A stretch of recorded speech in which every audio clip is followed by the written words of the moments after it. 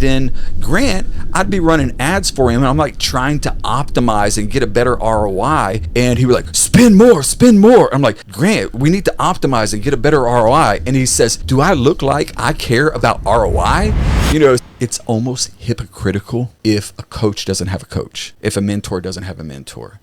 I have a mentor that's 25 years old. You know, I'm old enough to be his dad, but he's my mentor because I recognize he's a lot better at this than I am, and I can learn from him.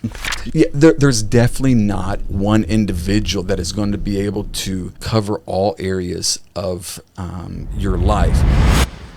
Today we have the pleasure of a guest. We've got Paul Getter, aka the Marketing Nerd, who's got a huge plethora of experience and probably one of the first people I think to advertise actually on Facebook and on Facebook ads and to help blow up brands for people like Grant Cardone and Ty Lopez. So today I've got the pleasure of speaking to you and to extract as much knowledge as I can to help myself and also the audience. Careful, man. Careful. Don't take it all. Thanks for having me here, bro. Yeah, and you had an awesome event here in Dubai yesterday, and you're going to have another one actually. I think it's going to come out. Yeah, in a few months we're going to be having another one. Absolutely. Yeah, so we'll share the details for that below the podcast. First question I'd ask you is, if you were an audacious young man who wanted to blow up an online business, what would you do? Well, I think if you have a budget, it's a lot easier. That's the second question I was asking, is how much would you need to spend? Right. So number one, I think it is about building a strong personal brand. Have someone charismatic, someone that has some gifts, some, a story that can connect with people and get them in front of a camera. Get some content, tell the story, connect with people, build relationships. Nowadays, it's more than just content, but it's building real, tangible relationships with people that people can connect with you, learn about you. So it would start there. And then, part two is get some money and put a budget behind your content, build systems that generate revenue that can fuel that business. And what would you be doing specifically with that? Would be like boosting content out to get eyeballs in, and then almost like creating content that, say, the CTAs at the end are to follow, but like highly engaging content, and then just pushing that out to your audience? Yeah, so I use a little formula I call ICE. Okay. So first of all, what I would do is I would make some videos that would just kind of introduce yourself to the audience, your story. A lot of people don't realize that story that you have, what you've went through, your journey, your experiences, your failures, is really what connects people to who you are. So I'd build a video telling your story, who you are, what you've done, your experiences in life, and fuel a lot of traffic to that. So people are like, wow, who is this guy? Oh, wow. And they start to connect. They start to build that relationship with them. And then I'd start to build out content that educates people. So first of all, introduction, C, content that educates people, positioning you as the expert in your industry. So whatever industry, whatever niche it might be, you start to build content that shows people strategies, tactics, things that you can add value to their business. And then after that, E is engage. So that's where you kind of ask for the sale. That's where you begin to push a product that would generate revenue, whether it's a product, a service, a course, something like that. You know, the old days, it used to be like, I like to relate it to people online would have one night stands. Yeah. You know what I mean? It's like, oh, I like this guy, buy. And there's it's just like they see a shiny object, buy it. But now you kind of have to date the person a little bit, warm them up. Yeah. So. Okay. And in terms of like platforms, I think a lot has changed over the last few years in terms of how they work and easy to do that. Do you think certain platforms people should focus on more, or how do you maybe see that changing in the next couple of months or couple of years? Yeah, so this is what I've learned, is where you put the most attention is where you're going to grow. I remember years ago having a conversation with Ty Lopez, and he said, Paul, I notice I get a good ROI on Snapchat. Snapchat is the platform. And I was like, okay, Snapchat is the platform. So I started looking, and then I realized, okay, Ty, you post once a day on Instagram. You post, 2 times a week on Facebook. But Snapchat, you're posting 4 times a day. So is Snapchat the platform, or is it the platform because you use it the most? So I think where you use you put out the most content, that is where you're going to attract the audience. Obviously, there's different types of audiences based on the platform. You're going to see different people on LinkedIn that are not on TikTok. So it's just kind of finding where your audience is and where your voice is. What would you say is the most powerful platform to master if you can master one? Well, in my experience, and this is not my personal experience, but seeing clients, I would say YouTube. And for the reason is YouTube is more than a social media platform. It's a search engine platform. So when people go to your content, they have a higher intent. So if they're looking for personal training, they're looking for personal trainers, your content pops up, so they have a higher level of intent. Where, for example, TikTok or Instagram, they're just scrolling and, a personal training video, cool, let me check that out. So there's not that necessarily high intent. It's more of just kind of a disruptive, personal training, it's like that video. It's forced in front of them. Yeah, okay. Yeah. That makes a lot of sense and was basically what I would ask. In terms of when people are growing their businesses, growing their audiences, what would you say are the biggest mistakes most people make when scaling? Probably getting addicted to the numbers and this chase of virality. Okay. You know what I mean? Because there's a danger in creating content just to go viral, but not creating content to build communities. Building communities is what's going to give you longevity, that content. Virality, I've seen people get viral videos, boom, amazing. And I think that you should strive to make content that connects with as many people as possible, but sometimes that viral content will get you followers that are not necessarily loyal to your community. So if you make content that serves people, content that educates, informs, inspires them, and it's not just a one-hit wonder viral video, then you're going to build a longer lasting community. So don't get stuck on the numbers. Look at it this way. You might post a video and it gets 1,000 views. If you came to me and said, Paul, I spoke at an event, there was 1,000 people. I'm like, man, that's amazing, incredible. But for some reason, we don't have the same excitement when we get 1,000 views on our video. So if you're putting out good content that connects with people, realize each one of those views are meaningful and they are people that you could potentially connect with. Is there anything you've seen that helps people in terms of actually pulling in more reach on any of these platforms, even maybe the structures of the videos? Or a question for you is in terms of your own content, super high level, you've got an audience of 2 million followers on Instagram. Do you script your own videos word for word, or you just do the hook and then freebie? Yeah, I think I have friends that if I say, hey, do a video on this, for them to do it spontaneously is impossible. It's just, they have to script it. They have to have the teleprompter. Other people that they can, just off the cuff do content. So I think it's a matter of a personal preference if you script it or if it's just off the cuff. But I think that sometimes those random spontaneous ideas are the ones that have a higher likelihood of going viral. I think that there are principles of virality that can be duplicated, but it's hard to, do a viral video that is completely scripted and this is what I'm going to do. A lot of times people go viral for a reason they didn't even realize they went viral. Yeah, just something clickbait or just by chance. Yeah, right? yeah. In terms of the people you've worked with in terms of helping scaling their businesses, we've spoken about you've worked with Cardone, Ty Lopez, other big names and loads of other entrepreneurs. What do you see as the big difference from the ones who crushed it and been super successful and the ones who have maybe not been so successful?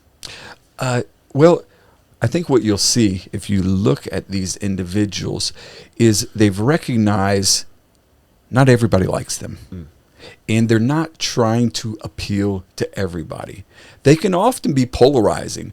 I've heard people, I say, oh, I've worked with Ty Lopez, I work with Cardone, and someone says, oh man, that's amazing. And another person's like, oh man, I can't stand them. And so I recognize that these individuals, you either like them or you love them. Yeah. Like them or you hate them. It's just, there's no in between, oh yeah. So it's, what they've been able to do is they've been able to amplify their attributes, their personalities in a way that it might be divisive. It might not connect with everybody.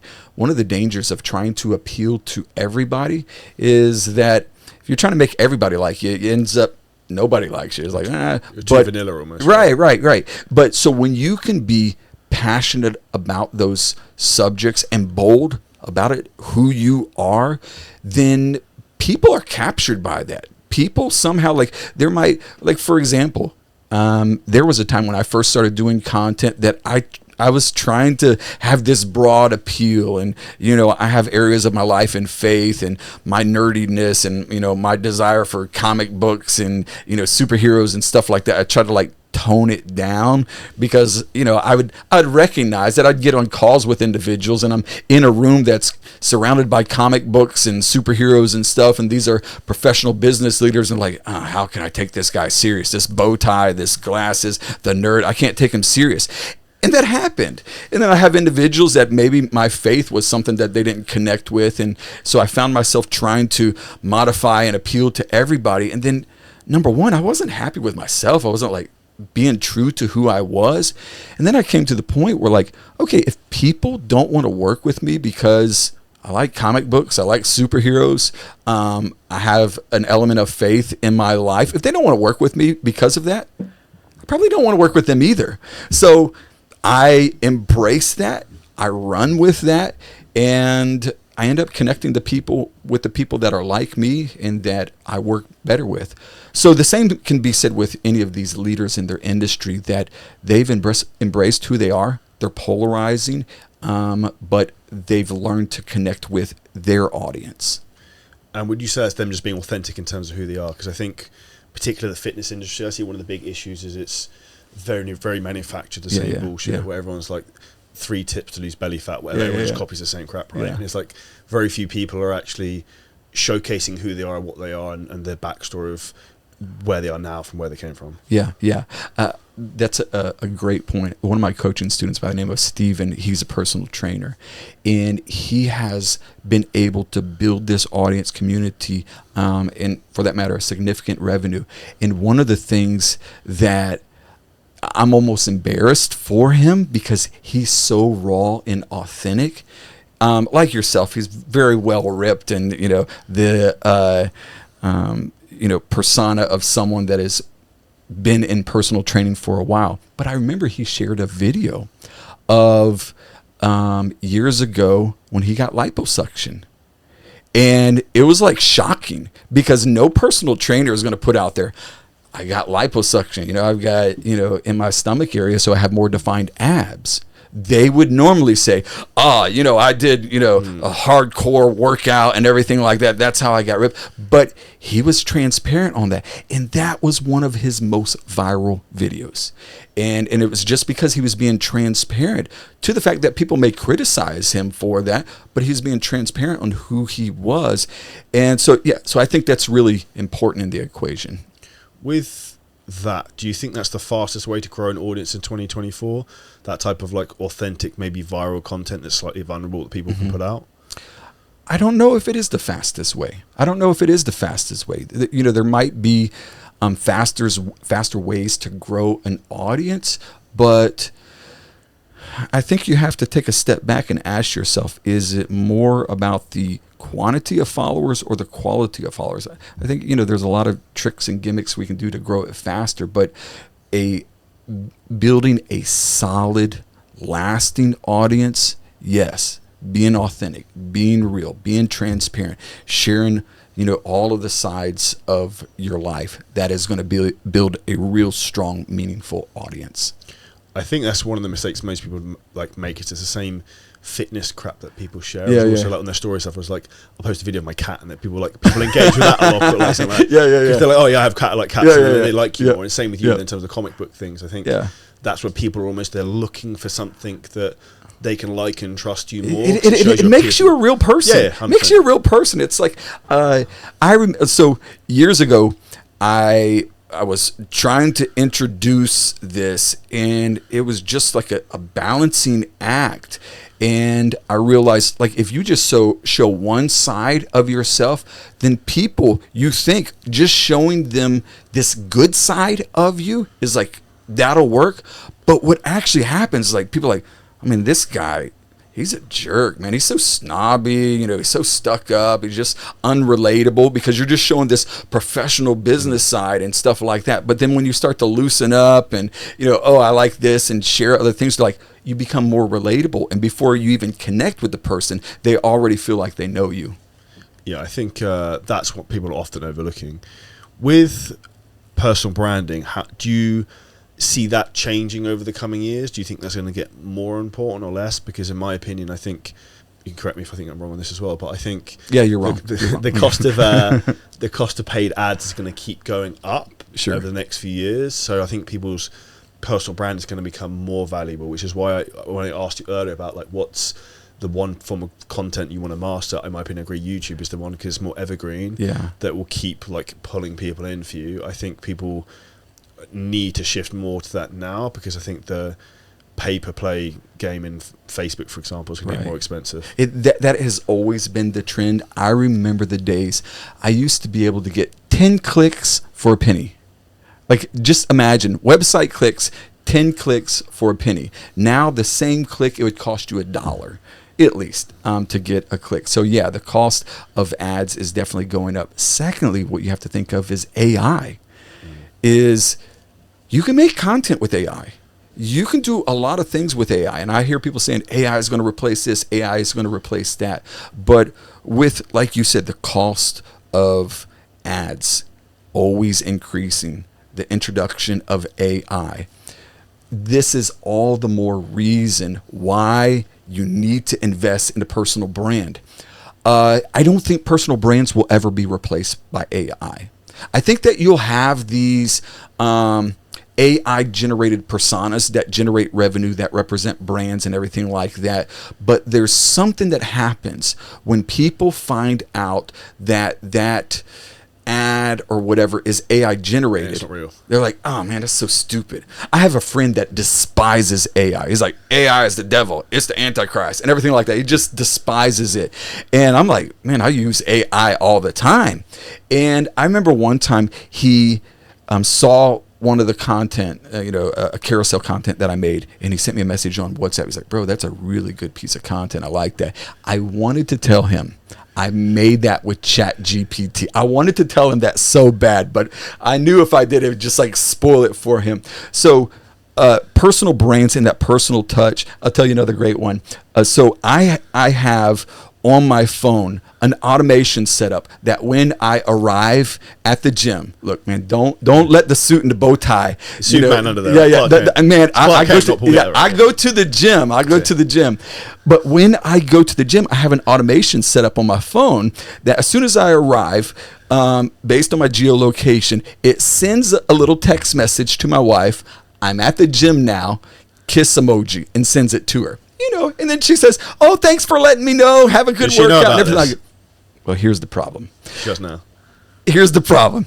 So one day, we're in the car heading to a restaurant, and as we're driving through the parking lot, I'm driving, and she's in the passenger seat, and we are very close to my gym. All of a sudden, she receives a text message. I'm at the gym now. Kiss emoji. And she looks over at me, and I have no idea. I'm not even paying attention. She looks over at me, and she says, you're at the gym now, huh? I'm like, what do you mean? And she's like, I just got your text message. And at that moment, like, I'm busted. And it lost that meaningful connection at that moment. As soon as she realized it was an automated text message that she was getting every morning when I went to the gym, it's like, this doesn't mean anything. So the same thing, AI, automation and stuff, when people realize there's not a person behind this, there's a disconnect because they want a heart, they want a soul, they want a person that they can legitimately connect with. 100%. Talking about AI, what are your favorite tools you use for AI? You obviously use them for some interesting things. What would you say that the main core ones you use within your business and with your clients? Yeah, so I use a couple. I use, of course, ChatGPT. Yeah. Helps create content, ideas, strategies. even copywriting for ads and landing pages. I think it gives us a good structure, and then put in the hand of an experienced copywriter that can improve it, work it, massage it. It does really well. One of the things that we help clients do is create books. So we will use ChatGPT to create a book. In a working process. It's not all ChatGPT. We have ghostwriters that work in conjunction with ChatGPT and work with the client. And so that's a really valuable tool. Another cool tool that we use to take the book and turn it into an audio book, because nowadays people don't like to necessarily sit down and read a book. They might just listen to an audio book. There's an app called Revoicer where you can actually put the text in. You can record your voice, train it in your voice, and then from there it will read the book in your voice or a chosen voice, and it turns it into an audiobook. Also like Dolly for image creation. Yeah. And I find myself, number one, creating ideas for ads or pictures and stuff like that, but it's almost like a hobby. Like I'll think of an idea, again, being a superhero fan, I'll be like, okay, make me a picture of Spider-Man and Iron Man mixed together, and then I get this new superhero and everything. So I'll play around with it almost like a hobby and stuff, but it's the tools like that I like to use to get creative ideas flowing. For example, I'll ask it, I'm like, give me 50 headlines. And then I will go through the headlines. And I'm like, okay, I like this one, but let me change it a little bit. And I'll come up with something that I like. Or, business names, something. I'll kind of, it gives me some extra creative ideas that I can work. And, I never thought of that. So it's pretty cool. It's almost like a creative buddy to bounce. Yeah, absolutely. I don't necessarily use it as, okay, it does everything for me, but it definitely gives me a structure idea and helps me think in different patterns. So say, for example, like the headline thing, would you do write me 10 headlines on creating viral content or whatever it might be? Would you then take the headline you want, put that back into ChatGPT, and then write me a script for an Instagram? Yeah. So I would do that, and then I might take one headline and say, create me 10 more like this, but use this word instead of this word. Make it more exciting, make it more compelling. My audience is this, and then try to refine the headline. Like it might have a little sizzle, but after you begin to add a few more prompts and educate it a little bit more, then it'll give you a more refined headline that works better. I have to say, one of the best things I've found ChatGPT for using recently is doing financial projections for people's businesses. Okay, yeah. Which I never thought, I don't know where I got the idea from. I was just put it in and see if we could just figure it out. And literally breaks it all down, targets for months, and you can stagger revenue across the year, you want to backload it. Yeah. Which is wild. I think the most interesting thing with AI is that the first thing people thought it wouldn't replace is the creativity, but it's actually the first thing it has replaced, really. It has, yeah. I was playing around. One of my sons came into my room and he had a jar of quarters, and he put it in front of me. He said, okay, Dad, guess how many quarters is in the jar? Guess how much total is here? So I looked at it. I said, hold on just a minute. I pulled up ChatGPT. I said, how many ounces is the jar? And he told me how many ounces. I said, what type of jar is it? And it was like ragu spaghetti sauce. And I typed that in, and I asked it, I said, how many quarters will fit in a 24-ounce ragu spaghetti sauce jar? And it spit out the number, and I don't know, it was like $149.50. That was the answer.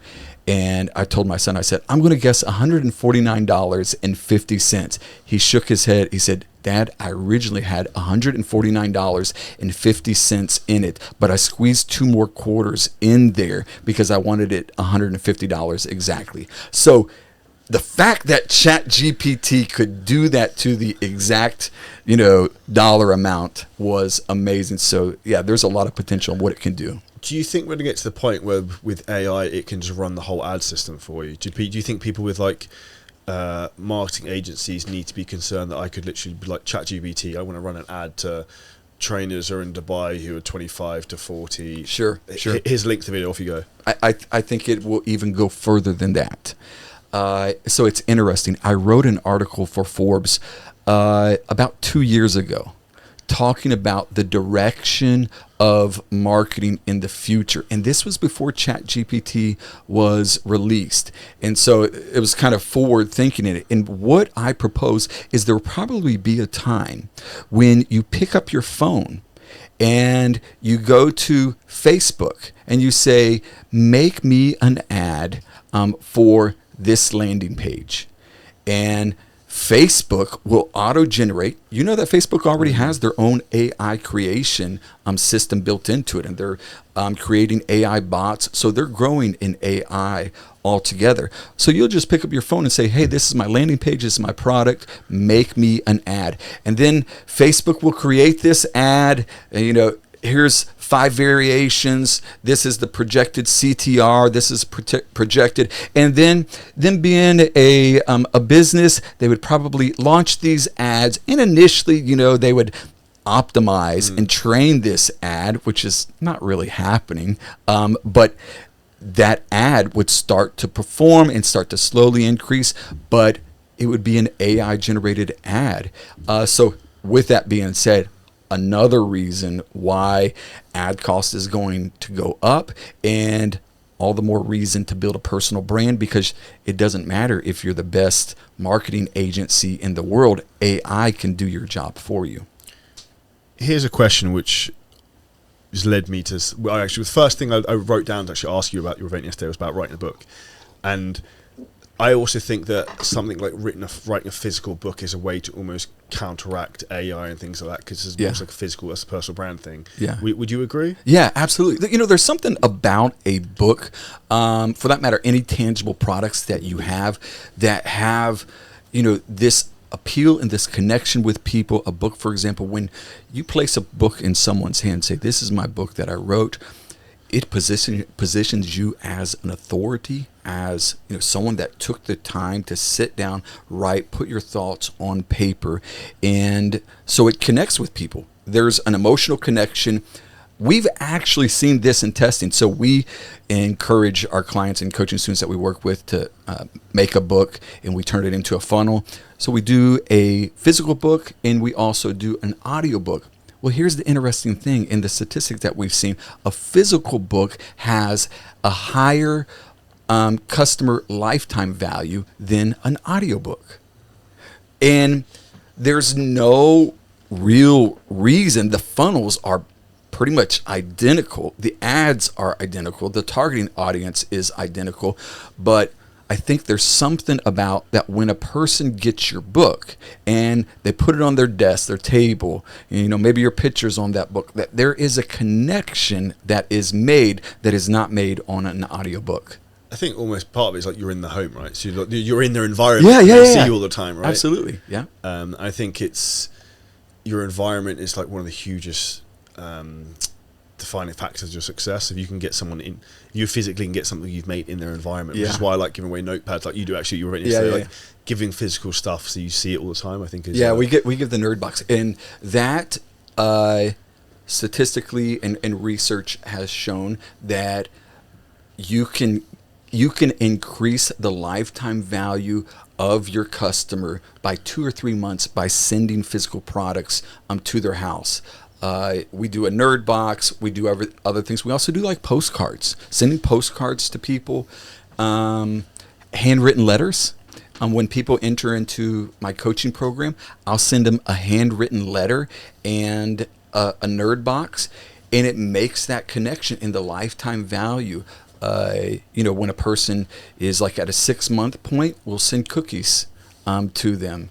And maybe you won't do that in the personal fitness industry, but a lot of them like cookies, to be fair. But we'll do that, and it makes a connection with them, and it steadily increases the lifetime value. We've done it without, and lifetime value, say like 3-4 months, and then implementing those touch points of connecting, and lifetime value increase to 12 to 14 months.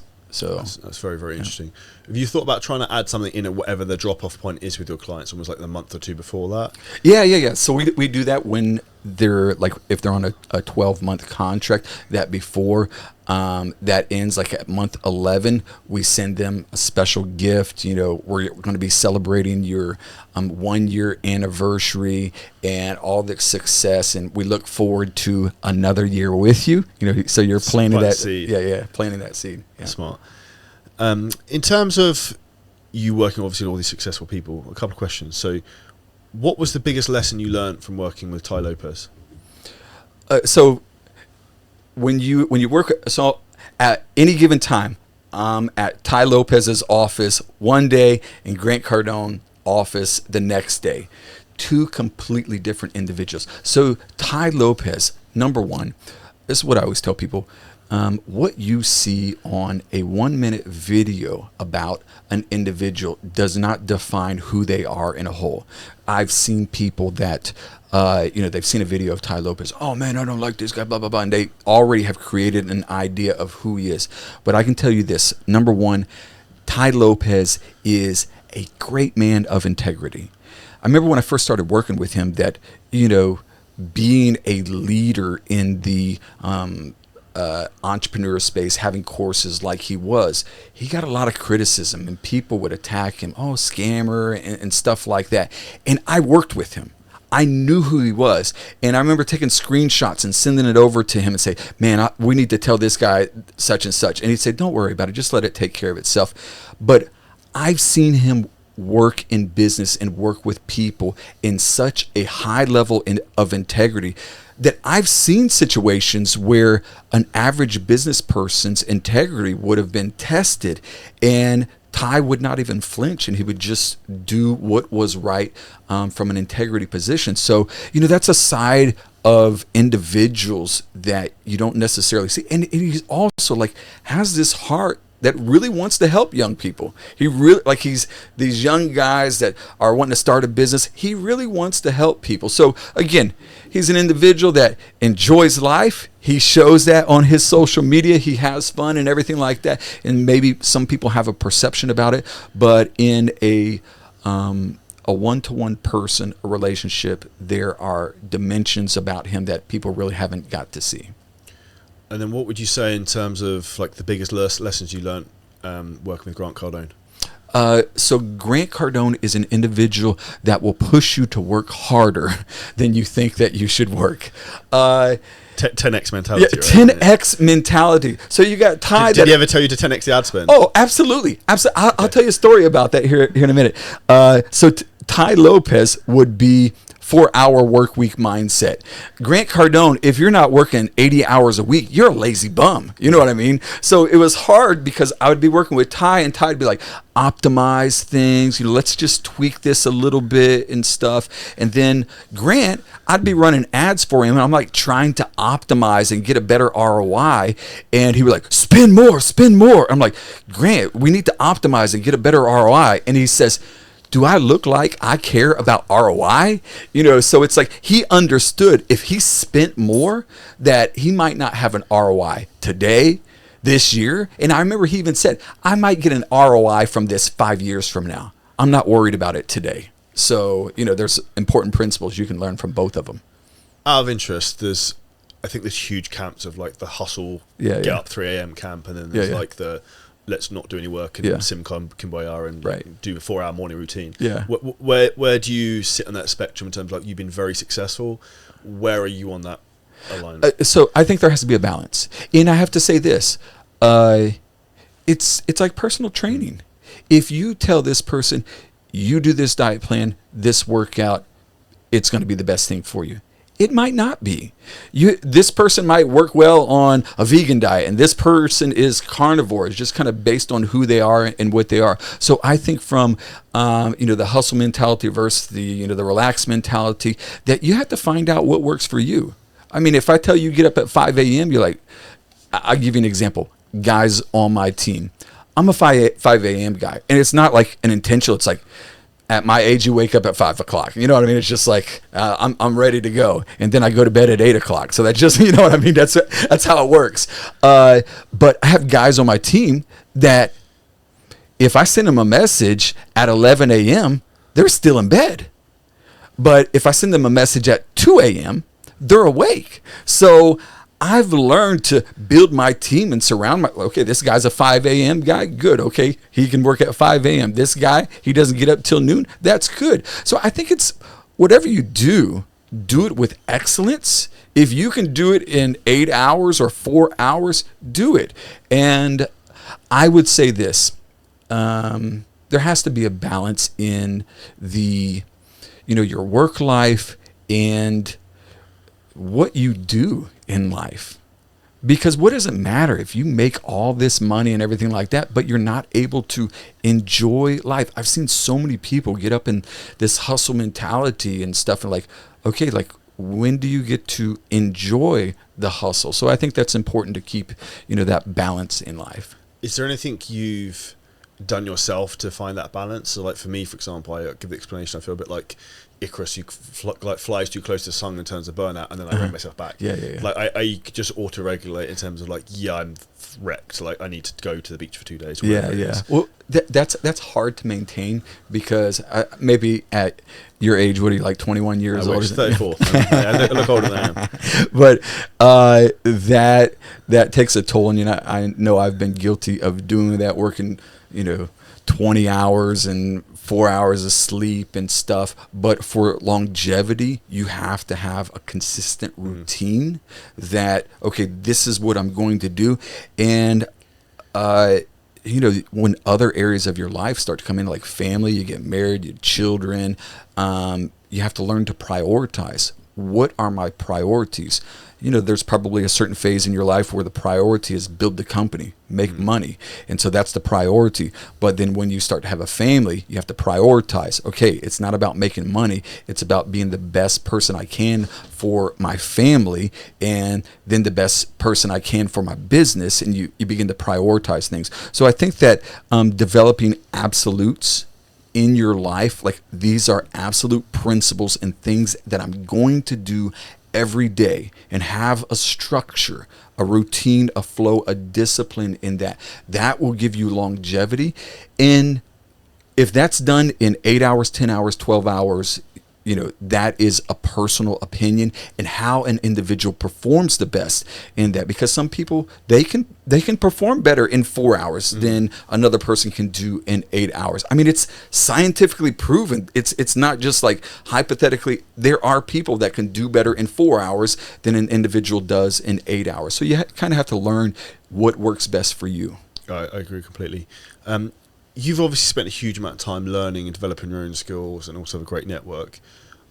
What do you do now to continue to learn and like stay at the front end of what's happening? Because the world is evolving so quickly. Like ChatGPT is 15 months old, 14 months old. So I think it's almost hypocritical if a coach doesn't have a coach, if a mentor doesn't have a mentor. Because you're almost sending out a message like, oh, I've arrived. I don't need.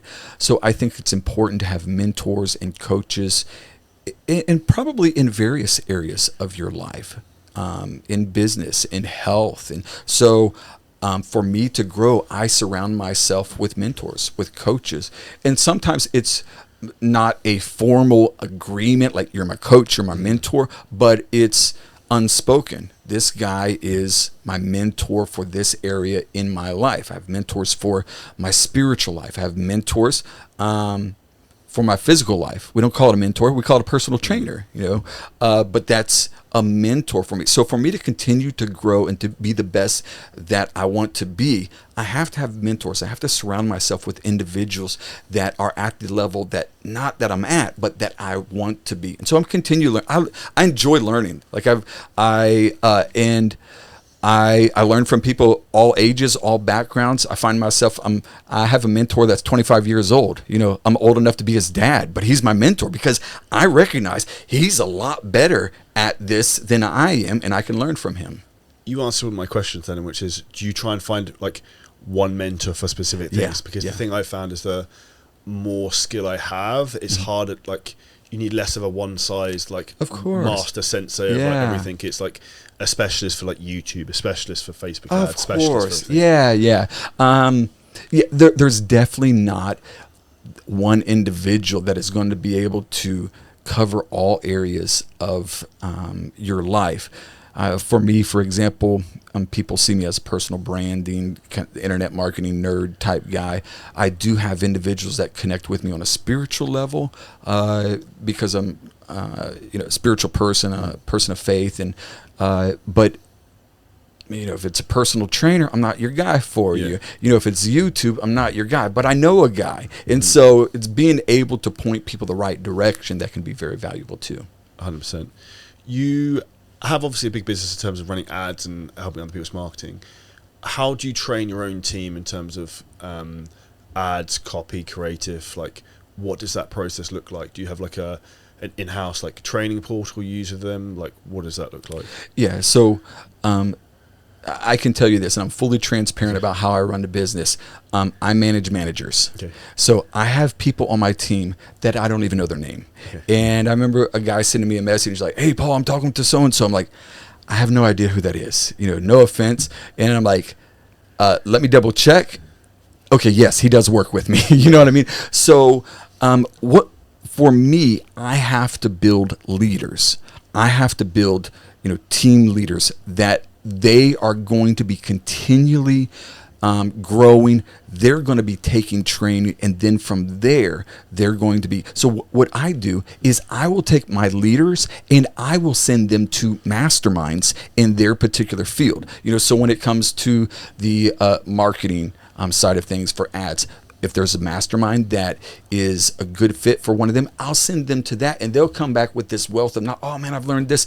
And so I'm encouraging and I'm facilitating my leaders to get access to mentors, to masterminds, and things like that for them to continually grow. That's a way you can build the business faster without you being involved in the training. Right? Yeah. So it's like this. I'll have people reach out to me, and oh, you should join this mastermind and everything like that. And I look at the topics and stuff. I'm like, that's all great, but when it's all said and done, I'm going to come back with this information, and then I'm going to have to give it to this guy on my team. So instead of doing that, I'm like, okay, that's a great mastermind. I'm going to send someone from my team to go to that mastermind. Makes sense. And in terms of if you were a new person coming into the online business space and you were fresh out of the gate and you had a budget, would you go straight into running paid advertising? Where would you start? So before paid advertising, I would do organic to test. Advertising doesn't fix problems. All it does is amplify what you're already 100%. Doing. So if you have a bad product, a bad service, and you run ads, guess what? Now more people know you have a bad product, bad service. So I would start organically, let the market validate that you have a good product or service, maybe make your first 6 figures organically. And once it's been tested, it's been validated, it's working, then I would start to spend money on it and invest ads, optimize, and improve from there. Do you think we talk about ads, the strategies are changing in terms of what works because of almost like consumer awareness? So my opinion, I think like VSLs to like click and buy doesn't work particularly well anymore. And I'm a big fan of like messenger ads. I quite like that, but I think that's getting less effective than it used to be. Do you have a preference in terms of like ad styles you like to try and use, or any types of specific campaigns? Yeah, so I think one of the things that you have to recognize is that people's attention span has slowly decreased. Less than a goldfish, right? Yeah. So exactly. So I remember the day when we first started doing webinars. The average webinar was over 2 hours long. And people would go watch a 2-hour long webinar. I mean, now 2 hours, that's like an entire Netflix series or something like that. Like I got to get popcorn and take time off work to watch a 2-hour webinar. So it went from 2 hours, and then it was the 90-minute webinar. That was like the gold standard, 90 minutes. And then it was 60 minutes. And then it was 45 minutes. And then it was 30 minutes. And now it's like a 7-minute VSL and get a person on a call. So you have to understand that people's attention span, the way that things work, has changed significantly. We do like the DM ads because it's an opportunity for you to connect with a person personally and have a conversation with them. I know a lot of people, they'll rely on mini chat and different types of automations to do that. And for, some simple ads that might work, but I think the most effective way is that you can have conversations. For example, what I'll do is I have 3 layers of conversational ads that we use for, DM ads. Person comes in and the first response or 2 might be automated. So we capture it with an automation. Then a VA jumps in, and not just a VA that is working a script, but a VA that is working principles and a blueprint, not just a script. So a script is, if a person says this, you say this, and it's just, this copy and paste script that everybody's going to get the same script. But when you have kind of a blueprint, a model for people to go through, then it becomes more personal. For example, if a person says to you, hey, I'm sorry, I can't chat right now. My husband's sick and he's in the hospital. A script would say, when you're ready to talk, give us but if you have a real person, I'm sorry to hear about your husband. Hope he gets well soon. Take your time. If you want to chat more in the future, just let me know. Versus a script. So that is going to be more real, more meaningful, and I promise you, it's going to get you more sales. When you talk about more sales, I think one of the biggest things entrepreneurs struggle with is mindset. Yeah. How have you developed your mindset in terms of like having the business success you had, and maybe not getting overwhelmed working with big names you first came to them? Because like, I remember you telling me stories of like people you sit with, like Arnold Schwarzenegger, how they holy shit, like this is insane. How have you built your mindset over time to be at the level you're at now with the businesses that run and what you do? Yeah. So I think that, for me personally, I have to recognize where the success came from, and that it's a gift, it's a blessing. What I do with it, it's a responsibility that I have, and how I treat it and how I treat others. I think that it is very important for every successful person. And like you said, I've worked with celebrities that, I've worked with people that are billionaires. And the difference of these very successful people that individuals like to actually be around is they are still connected with reality, and they're still accessible, and they recognize where they came from and who they are today, and they're still relatable, and they keep a sense of humility about that. I think hard work, experience, and everything like that did have a big part in my success, but some of it was I was just in the right place at the right time. It could have been some other person. So understanding that and recognizing in that success that you're no greater or more important than someone on some other level, that balance is so important to have. And if you had to roll things back, what advice would you give yourself now in hindsight? Know what you know now when you started? Man, I think there's a lot of things, like from an ad platform, from systems and funnels. There's a lot of times that I was doing a lot of stuff. I was making good money, but if I would have done it differently, I would still be making money from that. Back then, yeah. So I used to get stuck on the quick money.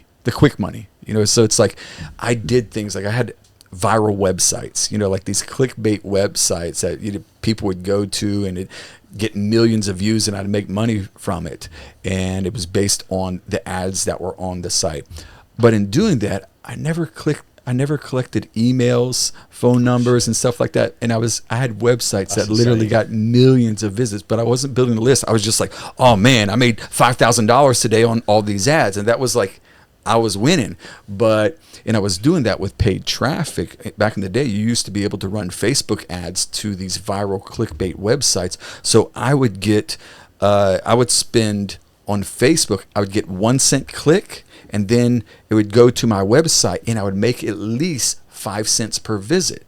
So I was spending as much money as I could on Facebook, and then policies changed on Facebook and the party was shut down, and I had nothing, except the money that I'd made on those websites. The traffic was gone, didn't have a list or anything like that. So I think I would tell myself, focus on building a community, not just cash.